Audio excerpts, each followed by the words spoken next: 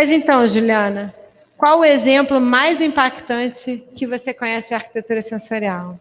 E aí, gente, para esse último exemplo, eu já vou começar pedindo desculpa. Eu não quero que ninguém saia daqui pesado, tá? Mas é um exemplo tão maravilhoso que eu preciso compartilhar com vocês essa noite. É o Museu dos Judeus de Berlim. Eu estou pedindo desculpa de antemão, porque é um projeto cujo objetivo dele é gerar nos visitantes um sentimento de solidariedade às vítimas do Holocausto. Então, obviamente, não é um projeto fofo, né? Não é um projeto alegre. Então, por favor, eu queria que vocês depois saíssem, tomassem uma cerveja para dar uma relaxada, mas esse exemplo é muito importante. E um dos motivos pelos quais ele é importante é que eu tive a oportunidade de visitar esse museu quando eu estava fazendo a minha pesquisa. E lá, na biblioteca do museu, eu encontrei uns livros de capa dura, grandes assim, desse tamanho, com um relato dos visitantes que estiveram no museu enquanto o museu estava fechado. Porque esse museu ele é tão impactante que ele ficou por 2 anos fechado, sem nenhuma exposição, porém aberto. Ele não ficou fechado. Ele ficou sem nenhuma exposição.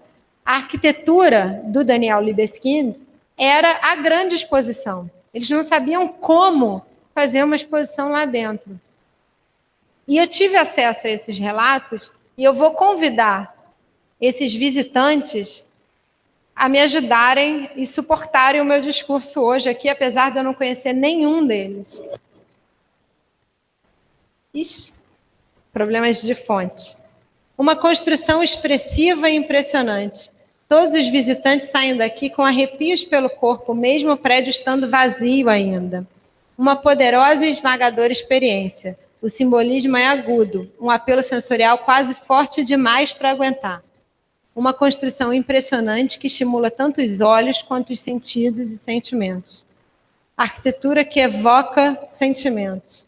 Deixa eu ver se eu consigo ler daqui. Não. Esse último a gente não lê. E aí, o Museu dos Judeus de Berlim, na verdade, vocês estão vendo aquele telhado lá? Aquele telhado é o Museu de Berlim. É um edifício que virou símbolo da resistência alemã ao Holocausto. Ele ficou intacto, praticamente intacto depois da guerra. E aí, no final da década de 80, houve um concurso que ganhou o Daniel Libeskind para a construção desse anexo, que é esse edifício em forma de raio. Ele é um anexo ao Museu de Berlim. E esse anexo se chama Museu dos Judeus de Berlim. E esse museu e esse anexo, lá está o Museu de Berlim, tem aqui nessa ponta a Torre do Holocausto e ali o Jardim do Exílio.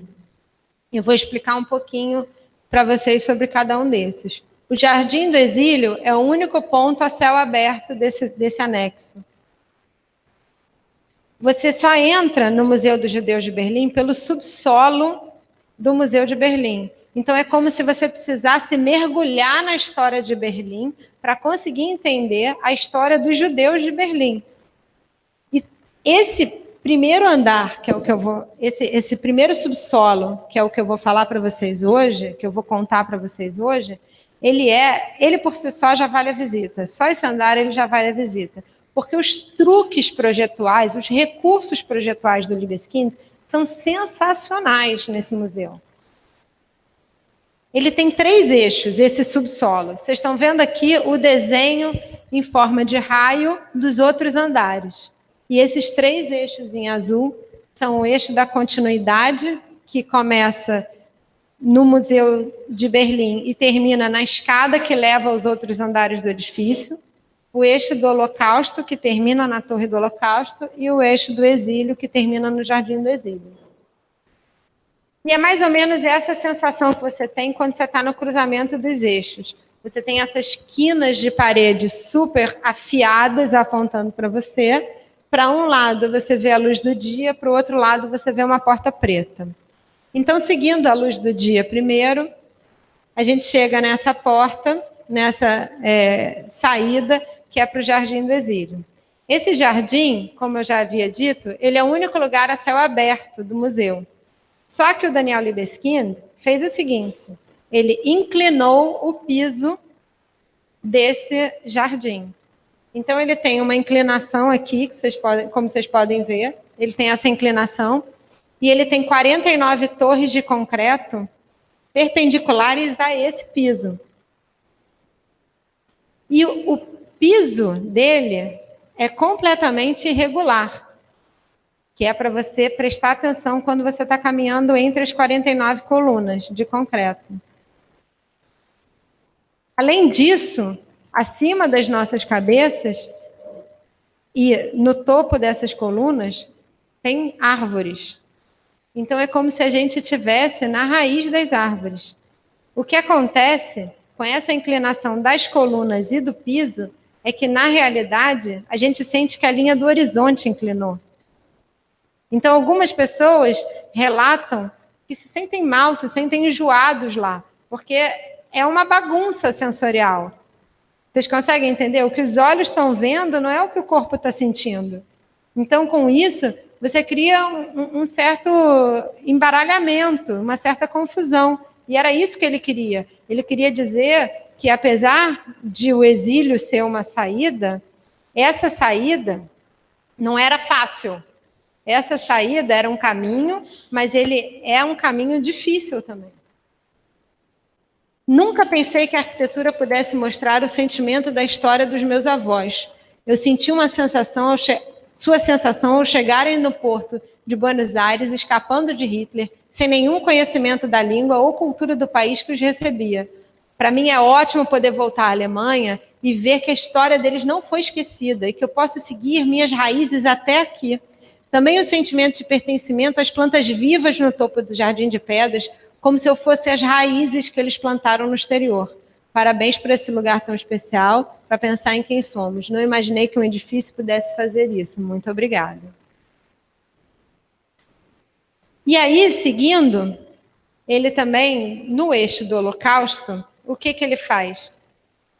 Como é um corredor muito extenso, ele dá uma inclinada muito leve no piso, de forma que a musculatura do nosso corpo não sente que está subindo uma rampa leve. Só que a gente começa com uma distância até o teto de 3 metros e a gente termina em 2, a ponto de que pessoas muito altas mesmo praticamente encostam a cabeça. O piso é rampeado, não sei se está dando para vocês perceberem, que aqui é mais alto do que aqui. Esse piso é rampeado, então à medida em que você vai percorrendo, você vai, sem ter muita noção, se sentindo mais apertado. Vocês estão vendo como lá não é perspectiva só, é porque lá realmente é mais baixo, no final. E no final desse corredor tem uma porta. Mas espera aí. Prezado senhor Libeskind, sua arquitetura é impressionante, ela tem efeitos físicos e psicológicos. Eu nunca imaginei que uma construção pudesse transmitir as sensações de algo apertado e de algo estreito tão bem. E aí, no final desse corredor, tem uma porta. E essa porta é a porta que leva à Torre do Holocausto, que era uma outra possível saída para os judeus em Berlim. Essa porta, quando você entra, ela se fecha atrás de você. Tem um segurança lá que garante que a cada pessoa que entre, essa porta é fechada, seja fechada. E nessa torre, essa torre é uma torre de uns 25 metros de altura, que não tem nada, ela é em concreto cru, aparente. Você escuta o som da rua, ela tem uma fenda lá em cima por onde entra a luz natural, ela tem uma escada um pouco alta demais para alguém alcançar, e qualquer barulho que você faça lá ecoa de uma maneira absolutamente projetada e orquestrada. As pessoas ficam batendo foto, ficam fazendo sons, porque realmente é uma experiência incrível. Aqui é um lugar que o Libeskind propositalmente não colocou calefação. Por quê? Porque ele queria que as pessoas se arrepiassem ao entrar. Impressionante, tocante, ameaçador, mas também é possível sentir esperança. Sempre há um ponto de luz. Impressão aterradora, a Torre do Holocausto. O vazio fala, grita e emudece.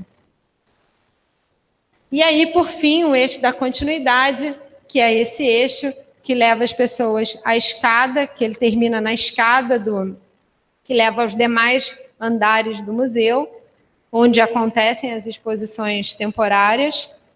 É uma escada com 82 degraus, cujo teto tem essas vigas e essas estruturas absolutamente aleatórias e opressoras, às vezes umas até um pouco baixas demais. E ela termina numa parede, como se a história do judeu de Berlim tivesse sido abruptamente interrompida.